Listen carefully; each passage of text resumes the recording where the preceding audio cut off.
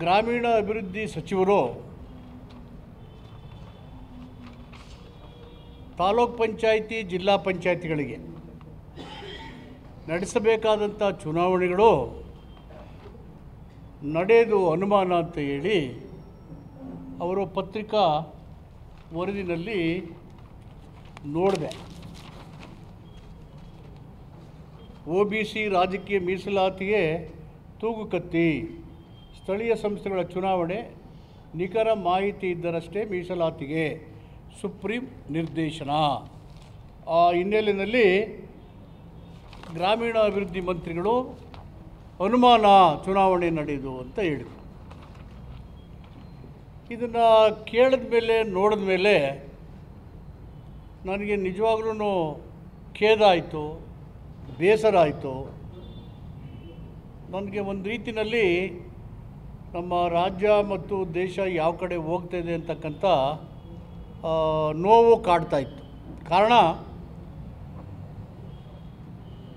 ಕೇಂದ್ರದಲ್ಲಿ ರಾಜೀವ್ ಗಾಂಧಿಯವರು ಪ್ರಧಾನಮಂತ್ರಿ ಆಗಿದ್ದಾಗ, ಕರ್ನಾಟಕದಲ್ಲಿ ರಾಮಕೃಷ್ಣ ಹೆಗ್ಡೆ ಅವರ ಸರ್ಕಾರ ಇದ್ದು ನಜೀರ್ ಸಾಹೇಬರು ಗ್ರಾಮೀಣಾಭಿವೃದ್ಧಿ ಪಂಚಾಯತ್ ರಾಜ್ ಮಿನಿಸ್ಟರ್ ಇದ್ದಾಗ ಪಂಚಾಯತ್ ರಾಜ್ ಕಾಯ್ದೆಯನ್ನು ಜಾರಿಗೆ ತಂದು ಗ್ರಾಮ ಸ್ವರಾಜ್ಯದ ಗಾಂಧೀಜಿಯ ಕಲ್ಪನೆಯ ಮೂಲಕ ಗ್ರಾಮ ಭಾರತವನ್ನು ಪಟ್ಟಣ ಭಾರತಕ್ಕೆ ಸಮನಾಗಿ ಹೊಂದಾಣಿಕೆ ಆಗೋ ರೀತಿಯಲ್ಲಿ ಅಭಿವೃದ್ಧಿಯ ಪಥದ ಕಡೆಗೆ ಕೊಂಡೊಯ್ಯಬೇಕು.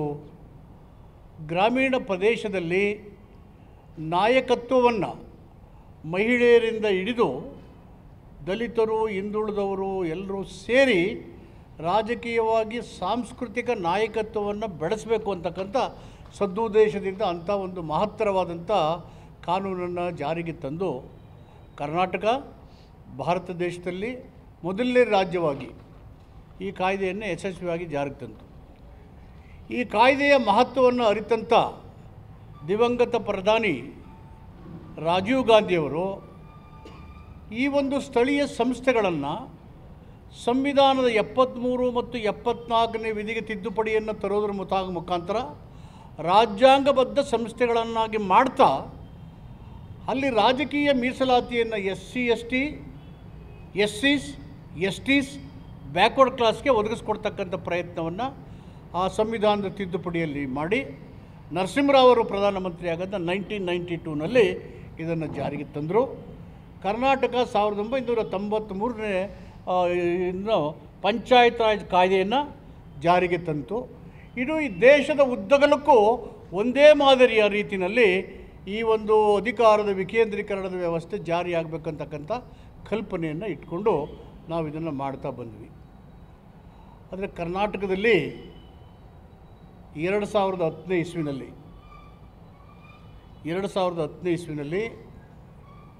BJP ಸರ್ಕಾರ ಇದ್ದಾಗ ನ್ಯಾಯಾಲಯಕ್ಕೆ ರಾಮಾ ಜೋಯಿಸ್ ಅವರು ವಾದ ಮಾಡ್ತಾ ಅಲ್ಲಿ ಕರ್ನಾಟಕ ನ್ಯಾಯಾಲಯ ಸುಪ್ರೀಂ ಕೋರ್ಟ್ಗೆ 5 ಜನರ ಸದಸ್ಯರ ಸುಪ್ರೀಂ ಕೋರ್ಟ್ಗೆ ಒಯ್ದಾಗ ಹಿಂದುಳಿದ ವರ್ಗಗಳ ಮೀಸಲಾತಿಯನ್ನು ನಿಗದಿ ಮಾಡುವಾಗ ನಿರ್ದಿಷ್ಟವಾದಂಥ ಮಾನದಂಡಗಳನ್ನು ಅನುಸರಿಸಬೇಕು ಅಂತ ಹೇಳ್ತಾರೆ. ಮಹಾರಾಷ್ಟ್ರ ಮತ್ತು ಮಧ್ಯಪ್ರದೇಶದಲ್ಲಿ ಮಹಾರಾಷ್ಟ್ರ ಸರ್ಕಾರದ ಹಿಂದುಳಿದ ವರ್ಗಗಳ ಮೀಸಲಾತಿಯನ್ನು ಪ್ರಶ್ನೆ ಮಾಡಿ ಸುಪ್ರೀಂ ಕೋರ್ಟಿನ ಮೆಟ್ಟಿಲು ಹತ್ತಿದಾಗ ಸುಪ್ರೀಂ ಕೋರ್ಟ್ನವರು ಹಿಂದುಳಿದ ವರ್ಗಗಳಿಗೆ ಮೀಸಲಾತಿಯನ್ನು ಕೊಡುವ ವಿಷಯದಲ್ಲಿ ರಾಜ್ಯ ಸರ್ಕಾರಕ್ಕೆ ನಿರ್ದೇಶವನ್ನು ನೀಡಿ ಸರಿಯಾದ ಮಾನದಂಡ ಇಲ್ಲದೇ ಟ್ರಿಪಲ್ ಟೆಸ್ಟ್ ನೀವು ಕಂಟೆಸ್ಟ್ ಮಾಡಬೇಕು. ಟ್ರಿಪಲ್ ಟೆಸ್ಟ್ ಏನು? ಒಂದು ನಿರ್ದಿಷ್ಟವಾದಂಥ ಬ್ಯಾಕ್ವರ್ಡ್ ಕಮಿಷನ್ನ ರಚನೆ ಮಾಡಿ ಆ ರಚನೆಯ ರೆಕಮೆಂಡೇಷನ್ಗಳನ್ನು ಸ್ಟಡಿ ಮಾಡಿ ಅದನ್ನು ಕೊಡ್ತಕ್ಕಂಥ ರೆಕಮೆಂಡೇಷನ್ ಆಧಾರದ ಮೇಲೆ ಇಂದಿರಾ ಸಾಯ್ನಿ ಕೇಸ್ ಏನಿದೆ 50%ಗೆ ಮೀಸಲಾತಿ ಮೀರಬಾರ್ದು ಅಂತಕ್ಕಂಥ ಮಾನದಂಡವನ್ನು ಅನುಸರಿಸಿ SCಗೆ 18%, STಗೆ 7%, OBCಗೆ 27% ಮಾಡೋದ್ರಿಂದ ಇಲ್ಲಿ 36% ಆಯಿತು, 56% ಆಯಿತು ಅಂತ ರಾಮಾ ಜೋಯಿಸ್ ಅವರು ವಾದ ಮಾಡಿ 6% ಹೆಚ್ಚಾಯಿತು ಹಿಂದುಳಿದವ್ರಿಗೆ ಅಂತ ಹೇಳಿ ಅದನ್ನು ವಾಪಸ್ಸು ರದ್ದು ಮಾಡ್ತಕ್ಕಂಥ ಕೆಲಸ ಮಾಡಿ ಸುಪ್ರೀಂ ಕೋರ್ಟಿನ ಆದೇಶದ ಹಿನ್ನೆಲೆಯಲ್ಲಿ ಅಂದು BJP 2010ನಲ್ಲಿ ಏನು ಅಧಿಕಾರದಲ್ಲಿತ್ತು ಆವತ್ತು ತರಾತುರಿಯಾಗಿ ಬ್ಯಾಕ್ವರ್ಡ್ ಕ್ಲಾಸ್ಗೆ ಇದ್ದಂಥ ಮೀಸಲಾತಿಯನ್ನು ಕಡಿಮೆ ಮಾಡಿ ಅವರು ಚುನಾವಣೆ ನಡೆಸ್ತಾರೆ. ಆದರೆ ಸಮರ್ಪಕವಾಗಿ ವಾದವನ್ನು ಮಂಡನೆ ಮಾಡದೆ ಅದಕ್ಕೆ ಸರಿಯಾದಂಥ ನ್ಯಾಯವನ್ನು ಒದಗಿ ಹಿಂದುಳಿದ ವರ್ಗಗಳಿಗೆ ಆ ಮೀಸಲಾತಿಯಲ್ಲಿ ಅನ್ಯಾಯ ರೀತಿಯಲ್ಲಿ ಅವರು ನೋಡ್ಕೊಂಡಿದ್ದಾರೆ. ಕೆಲವು ಜಿಲ್ಲೆಗಳಲ್ಲಿ, ಉದಾಹರಣೆಗೆ ಚಾಮರಾಜನಗರದಲ್ಲಿ ಬರೀ 2 ಇರೋದು ಬ್ಯಾಕ್ವರ್ಡ್ ಕ್ಲಾಸ್ಗೆ, ಕೆಲವು ಜಿಲ್ಲೆಗಳಲ್ಲಿ ಲಭ್ಯನೇ ಇರೋದಿಲ್ಲ. ಇಂಥ ಸಂದರ್ಭದಲ್ಲಿ ಯಾವ ಸಂವಿಧಾನ ಹಿಂದುಳಿದ ವರ್ಗಗಳಿಗೆ ಮೀಸಲಾತಿಯನ್ನು ಒದಗಿಸಿದವೋ, ದೇವರು ವರ ಕೊಟ್ಟರು ಪೂಜಾರಿ ವರ ಕೊಡಲ್ಲ ಅಂತಕ್ಕಂಥ ನಾಣ್ಣುಡಿ ಇದೆಲ್ಲ. ಸಂವಿಧಾನದಲ್ಲಿ ಅವಕಾಶ ಇದ್ರೂ ಸರ್ಕಾರ ಮೀಸಲಾತಿಯನ್ನು ಕೊಡಲಿಕ್ಕೆ ಮೀಸ ಎಣಿಸಿ ಇವತ್ತು ಚುನಾವಣೆಗಳು ನಡಿಬೇಕಾಯ್ತು. 2020 ಇಸ್ವಿ 21ನೇ ಇಸ್ವಿನಲ್ಲಿ ರಾಜ್ಯದ ಚುನಾವಣಾ ಆಯೋಗ ಮೀಸಲಾತಿಯನ್ನು ನಿಗದಿ ಮಾಡಿದರು. ಮೀಸಲಾತಿ ಸರಿ ಇಲ್ಲ ಅಂತೇಳಿ ರಾಜಕೀಯ ಕಾರಣಕ್ಕೆ ಅವರು ಬೇರೊಂದು ಸಮಿತಿಯನ್ನು ರಚನೆ ಮಾಡಿ, ಅಧಿಕಾರಿ ಸಮಿತಿ ರಚನೆ ಮಾಡಿ, ಅವರಿಷ್ಟ ಬಂದಾಗಿ ಅವರಿಷ್ಟ ಬರೋರಿಗೆ ಮೀಸಲಾತಿ ಕೊಡಲಿಕ್ಕೆ ಹೋಗಿ ತಡ ಮಾಡಿ ಇವತ್ತು ಮಹಾರಾಷ್ಟ್ರ ಸರ್ಕಾರದ ವಿರುದ್ಧವಾಗಿ ಕೇಸು ಬಂದ ಮೇಲೆ ಅವರು ಇವತ್ತು ಯಾವ ರಾಜ್ಯದಲ್ಲೂ ಮೀಸಲಾತಿಯನ್ನು ಹಿಂದುಳಿದ ವರ್ಗಗಳ ಟ್ರಿಪಲ್ ಟೆಸ್ಟ್ಗೆ ಒಳಪಡಿಸ್ತೇನೆ, ಮೀಸಲಾತಿ ಇಲ್ಲದೇ ಹಿಂದುಳಿದ ವರ್ಗಕ್ಕೆ ಕೊಡದೇನೆ ಸಾಮಾನ್ಯ ಜನರಲ್ಲಿ ನೀವು ಸ್ಪರ್ಧೆ ಮಾಡಬೇಕು ಅಂತಕ್ಕಂಥ ಪರಿಸ್ಥಿತಿಯನ್ನು, ರಾಜಕೀಯ ಪರಿಸ್ಥಿತಿಯನ್ನು ತಂದು ಒಡ್ಡಿದ್ದಾರೆ. ಇದಕ್ಕೆ ಒಬ್ಬ ಹಿಂದುಳಿದ ವರ್ಗ ಸೇರಿದಂಥ ಕುಂಬಾರ, ಕಮ್ಮಾರ, ಅಗಸ, ದೋಬಿ ಸಾಮಾನ್ಯ ಜನರ ಜೊತೆಯಲ್ಲಿ ಹೇಗೆ ಸ್ಪರ್ಧೆ ಮಾಡೋಕ್ಕೆ ಸಾಧ್ಯ? ಇವತ್ತಿನ ಜಾತಿ ಆಧಾರಿತ ರಾಜಕೀಯದಲ್ಲಿ ಯಾವ ಸಮುದಾಯಗಳು ರಾಜಕೀಯ ಪ್ರಾತಿನಿಧ್ಯ ಇಲ್ಲದೇ, ರಾಜಕೀಯ ನಾಯಕತ್ವ ಇಲ್ಲದೇ ಒದ್ದಾಡ್ತಾ ಇದ್ದಾವೋ ಅಂಥ ಸಮುದಾಯಗಳಿಗೆ ಮೀಸಲಾತಿಯ ಅವಕಾಶಗಳೇ ಸಂವಿಧಾನದಲ್ಲಿ ಕೊಟ್ಟಿದ್ರೂ ರಾಜಕೀಯವಾಗಿ ಕೊಡಲಿಕ್ಕೆ ಇವರು ವಿರೋಧವನ್ನು ವ್ಯಕ್ತ ಮಾಡ್ತಾಯಿದ್ದಾರೆ. ಅವರ ದ್ರವ್ಯ ನಿರ್ಲಕ್ಷ್ಯ ಇಲ್ಲಿ ಎದ್ದು ಕಾಣ್ತಾ ಇದೆ. 2010ನೇ ಇಸ್ವಿನಲ್ಲಿ ಸುಪ್ರೀಂ ಕೋರ್ಟ್ ಹೇಳಿದಾಗ ಸರಿಯಾದಂಥ ನ್ಯಾಯಾಲಯದ ವಾದದ ಮೂಲಕ ಇದನ್ನು ಸರಿಪಡಲಿಕ್ಕೆ ಸಾಧ್ಯ ಇತ್ತು. ತಮಿಳುನಾಡಿನಲ್ಲಿ 59% ಮೀಸಲಾತಿ ಇದೆ, 69% ಮೀಸಲಾತಿ ಇದೆ. ಅದನ್ನು ಗಮನದಲ್ಲಿಟ್ಕೊಂಡು ಇಲ್ಲೂ ಕೂಡ ಅದನ್ನು ಮಾಡ್ಬೋದಾಗಿತ್ತು. ಮತ್ತು ಅನೇಕ ಡೇಟಾಗಳು ಕರ್ನಾಟಕದಲ್ಲಿದ್ದಾವೆ. ಹಿಂದುಳಿದ ವರ್ಗಗಳ ಆಯೋಗಗಳ ವರದಿ ಇದ್ದಾವೆ. ಜಾತಿ ಗಣತಿಯ ಆಧಾರಿತವಾದಂಥ ಅಂಕಿಅಂಶಗಳು ಲಭ್ಯ ಇದ್ದಾವೆ. ಅಲ್ಲಿರ್ತಕ್ಕಂಥ ಮಾಹಿತಿಗಳನ್ನು ತೆರೆದರೆ ಸುಲಭವಾಗಿ ಚುನಾವಣೆ ನಡೀಬೋದು. BJPಯವರಿಗೆ ಅಧಿಕಾರದ ವಿಕೇಂದ್ರೀಕರಣದ ವ್ಯವಸ್ಥೆಯಲ್ಲಿ ನಂಬಿಕೆ ಇಲ್ಲ, ಸಾಮಾಜಿಕ ನ್ಯಾಯದಲ್ಲಿ ನಂಬಿಕೆ ಇಲ್ಲ, ಹಿಂದುಳಿದ ವರ್ಗಗಳಿಗೆ ರಾಜಕೀಯ ಅಧಿಕಾರ ಕೊಡೋದಕ್ಕೆ ಅವರಿಗೆ ಆಸಕ್ತಿ ಇಲ್ಲ. ನಮ್ಮ ಪ್ರಧಾನಮಂತ್ರಿಗಳು OBC ಅನ್ನು ಪ್ರತಿನಿಧಿಸ್ತಾ ಇದ್ದಾರೆ. ಮಂಡಲ್ ಕಮಿಷನ್ನ ವರದಿ ಜಾರಿಯಾಗಿ ಎಷ್ಟು ವರ್ಷ ಆಯಿತು, ಸಮರ್ಪಕವಾಗಿ ಇನ್ನೂ ಕೂಡ ಜಾರಿ ಆಗ್ತಾ ಇಲ್ಲ. ಪ್ರಧಾನಮಂತ್ರಿಗಳು ಇತ್ತ ಗಮನ ಹರಿಸಿ ಕೂಡಲೇ ಇದನ್ನು ಸರಿಪಡಿಸ್ತಿ ಹೋದರೆ history will not excuse the honourable prime minister who belongs to OBCs. ಇಂಥ ಸಂವಿಧಾನಾತ್ಮಕವಾದ ವಿಷಯಗಳನ್ನು BJPಯವರು ತಾತ್ಸಾರ ನಿಲುವಿನ ಮೂಲಕ ರಾಜಕೀಯವಾಗಿ ಹಿಂದುಳಿದ ವರ್ಗಗಳ ನಾಯಕತ್ವವನ್ನು ಒಸಕಿ ಹಾಕೋದ್ರ ಜೊತೆಗೆ ಅಧಿಕಾರದ ವಿಕೇಂದ್ರೀಕರಣದ ವ್ಯವಸ್ಥೆಯಲ್ಲಿ ನಮಗೆ ನಂಬಿಕೆ ಇಲ್ಲ ಅನ್ನೋದನ್ನು ಸ್ಪಷ್ಟವಾಗಿ ಹೇಳಿದ್ದಾರೆ. ಹಿಂದುಳಿದ ವರ್ಗಗಳು ಮತ್ತು ಅತಿ ಹಿಂದುಳಿದ ವರ್ಗಗಳ ನಿಯೋಗ ಕಳೆದ ವಾರ ಮುಖ್ಯಮಂತ್ರಿಗಳನ್ನು ಭೇಟಿ ಮಾಡಿ ಈ ಎಲ್ಲ ವಿಷಯಗಳನ್ನು ಸಮರ್ಪಕವಾಗಿ ಹೇಳಿದ್ದಾರೆ. ಮಾನ್ಯ ಮುಖ್ಯಮಂತ್ರಿ ಬಸವರಾಜ ಬೊಮ್ಮಾಯಿ ಅವರಿಗೆ ಹಿಂದುಳಿದ ಮತ್ತು ಅತಿ ಹಿಂದುಳಿದ ವರ್ಗಗಳ ಅನೇಕ ನಾಯಕರು ಭೇಟಿ ಮಾಡಿ ಈ ಎಲ್ಲ ವಿಷಯಗಳನ್ನು ಅವರು ಗಮನಕ್ಕೆ ತಂದರೂ ಗ್ರಾಮೀಣಾಭಿವೃದ್ಧಿ ಮಂತ್ರಿಗಳ ಮುಖಾಂತರ ಸುಪ್ರೀಂ ಕೋರ್ಟಿನ ನ್ಯಾಯಾಲಯದ ನಿರ್ದೇಶನದಿಂದ ಮೀಸಲಾತಿಯನ್ನು ನಿಗದಿ ಮಾಡದೇ ಚುನಾವಣೆಯನ್ನು ನಡೆಸೋಕ್ಕಾಗಲ್ಲ ಅಂತೇಳಿ ನೆಪ ಒಡ್ಡಿ ಅಧಿಕಾರದ ವಿಕೇಂದ್ರೀಕರಣದಲ್ಲಿ ಅವರಿಗೆ ಇಲ್ಲದ ನಂಬಿಕೆಯನ್ನು ಇಲ್ಲಿ ಓಪನ್ ಆಗಿ ಹೇಳ್ತಾ ಇದ್ದಾರೆ. ಹಿಂದುಳಿದ ವರ್ಗಗಳಿಗೆ ಅಧಿಕಾರವನ್ನು ಕೊಡೋದಕ್ಕೆ ಸಾಮಾಜಿಕ ನ್ಯಾಯಕ್ಕೆ ವಿರುದ್ಧವಾಗಿರ್ತಕ್ಕಂಥದ್ದನ್ನು ಇಲ್ಲಿ ಸ್ಪಷ್ಟವಾಗಿ ಹೇಳ್ತಾ ಇದ್ದಾರೆ. ಇದೊಂದು ಹಿಂದುಳಿದ ವರ್ಗಗಳ ನಾಯಕತ್ವವನ್ನು ಇಸ್ಕಾಕೋದ್ರ ಜೊತೆಗೆ ಅಧಿಕಾರದ ವಿಕೇಂದ್ರೀಕರಣವನ್ನು ಸಂಪೂರ್ಣವಾಗಿ ತೊಡೆದು ಹಾಕಿ ಕೇಂದ್ರೀಕೃತ ಆಡಳಿತ ಮೂಲಕ ರಾಜ್ಯವನ್ನು ತನ್ನ ತೆಕ್ಕೆಯಲ್ಲಿ ಇಟ್ಕೊಳ್ಳಿಕ್ಕೆ ಜನರನ್ನು ತನ್ನ ತೆಕ್ಕೆಯಲ್ಲಿ ಇಟ್ಕೊಳ್ಳೋಕ್ಕೆ ಇದೊಂದು ದುಷ್ಟ ಪ್ರಯತ್ನ ಆಗಿರ್ತಕ್ಕಂಥದ್ದನ್ನು ನಾನು ಖಂಡಿಸ್ತೇವೆ. ಕಾಂಗ್ರೆಸ್ ಪಾರ್ಟಿ ನಾವು ಖಂಡಿಸ್ತೇವೆ.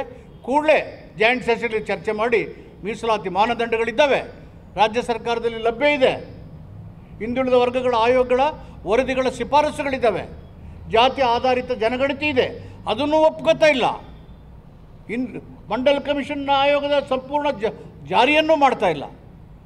ಹೀಗಾದರೆ ಸಂವಿಧಾನದ ಆಶಯಗಳಿಗೆ ಇವರು ಕೊಡ್ಲಿಪಟ್ಟನ್ನು ಕೊಡ್ತಾ ಇದ್ದಾರೆ. ಇದನ್ನು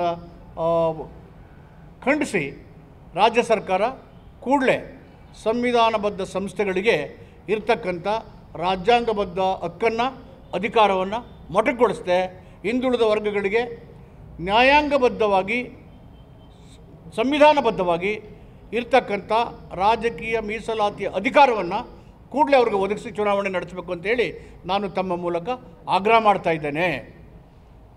ಪ್ರಧಾನಮಂತ್ರಿಗಳು OBC ನಾಯಕತ್ವವನ್ನು ಹೊಂದಿರತಕ್ಕಂಥ ಪ್ರಧಾನಮಂತ್ರಿಗಳು ಇತ್ತ ಗಮನ ಹರಿಸಿ ದೇಶದ ಉದ್ದಗಲಕ್ಕೂ ಯೂನಿಫಾರ್ಮ್ ಆಗಿ ಈ ಚುನಾವಣೆ ಇರೋದ್ರಿಂದ ಮಂಡಲ್ ಕಮಿಷನ್ ವರದಿ ಆಧಾರದ ರಿಪೋರ್ಟ್ಗಳನ್ನು ತರಿಸ್ಕೊಂಡು ಅಥವಾ ಒಂದು ನಿವೃತ್ತ ನ್ಯಾಯಮೂರ್ತಿಗಳ ಒಂದು ವರದಿ ಇದೆ, ರೋಹಿಣಿ ಅವರ ವರದಿ ಇದೆ, ಅವ್ರು ಇನ್ನೂ ವರದಿ ಕೊಡೋರು.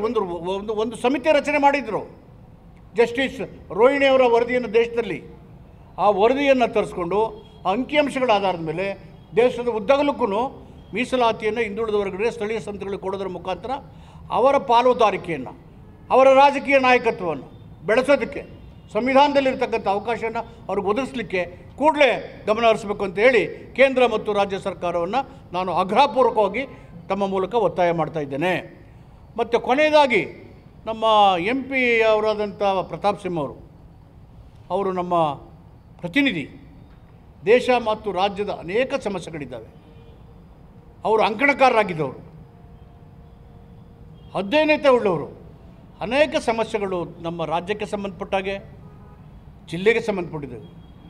ಟಿಪ್ಪು ರೈಲು ಓಡ್ತಾ ಇದೆ, ಅದನ್ನು ಬದಲಾಯಿಸಿ ಒಡೆಯರ್ ಹೆಸರು ಹಾಕಿ, ಅವ್ರು ಹೇಳಿದ ಹೆಸರು ತೆಗೆದು ಇವ್ರ ಹೆಸರು ಹಾಕಿ, ಈ ಥರ ನಾಮ ಬದಲಾವಣೆಯಿಂದ ಸಾಧನೆ ಆಗೋದಿಲ್ಲ. ಅದನ್ನು ಬಿಡಿ. ಅವರೊಬ್ಬ ಸ್ವತಂತ್ರ ಹೋರಾಟಗಾರರು. 2-3 ಯುದ್ಧಗಳನ್ನು, ಮೈಸೂರು ಯುದ್ಧಗಳನ್ನು ಗೆದ್ದಿದ್ದಾರೆ. ಒಡೆಯರವರು ತಮ್ಮದೇ ಆದಂಥ ಕೊಡುಗೆಯನ್ನು ಕೊಟ್ಟಿದ್ದಾರೆ. ಬೇರೊಂದು ಇದಕ್ಕೆ ಅವ್ರ ಹೆಸರನ್ನು ಇಟ್ಟಿರೋ ಹೆಸರನ್ನ ಬದಲಾವಣೆ ಮಾಡಿ ಯಾವುದೋ ಒಂದು ಸಮುದಾಯಕ್ಕೆ, ಯಾವುದೋ ಧರ್ಮಕ್ಕೆ ಸೇರಿದಂತೆ ಈರ್ಷ್ಯ ಭಾವನೆಯನ್ನು ಬಿಟ್ಟು ಸಂವಿಧಾನದ ಆಶಯ ಆದಂಥ ಸೌಹಾರ್ದಯುತವಾದ ವಾತಾವರಣದಲ್ಲಿ ನಾವು ಪ್ರತಿನಿಧಿಗಳಾಗಿ ಕೆಲಸ ಮಾಡಬೇಕು ಅಂತ ಹೇಳಿ ಅವರಿಗೆ ಕಿವಿ ಮಾತನ್ನು ಹೇಳಲಿಕ್ಕೆ ಬಯಸ್ತೇನೆ.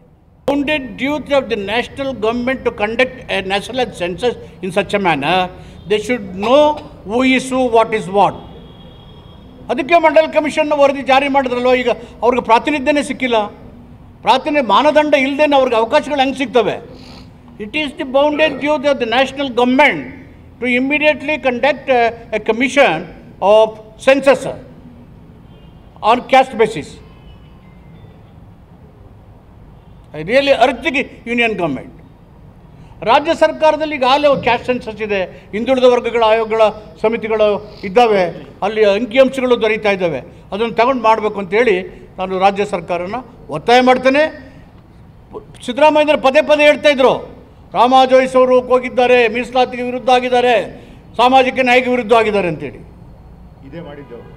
ಇದೇ ಕೆಲಸ 2010 ಬಂದಂಥ ತೀರ್ಮಾನಕ್ಕೆ ಕೂಡಲೇ ಅವರು ಆ ಮಿತಿಯನ್ನು, ಮೀಸಲಾತಿ ಮಿತಿಯನ್ನು ಕಡಿತಗೊಳಿಸಿ 6% ಜಾಸ್ತಿ ಇತ್ತು.